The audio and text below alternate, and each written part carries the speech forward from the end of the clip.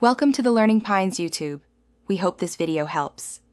You will start by confirming prerequisites. This saves time later.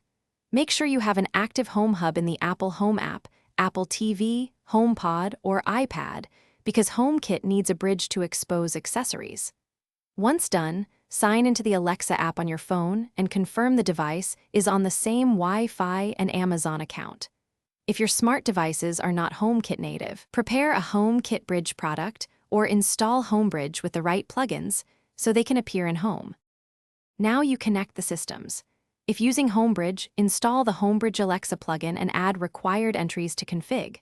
JSON, this exposes HomeKit accessories through Amazon. Then open the Alexa app, enable the HomeBridge or Bridge skill, and follow the account linking prompts so Alexa can control those devices. Make sure to authorize smart home permissions. Without that, discovery fails.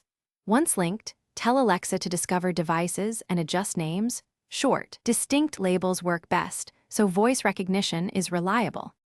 Finish by testing control and state reporting. Try voice commands for lights, locks, and a scene. Verify changes show in the Apple Home app and Alexa side. If something fails, restart the HomeKit Bridge and the Bridge service. Check the bridge's LAN IP and plugin logs for authentication or pairing errors, and then re-link the Alexa skill. One key troubleshooting tip: reboot your Home Hub, Apple TV, HomePod, or iPad. After reconfiguration, many stale cache issues resolve with a simple reboot. Thanks for watching. Consider subscribing if we helped you.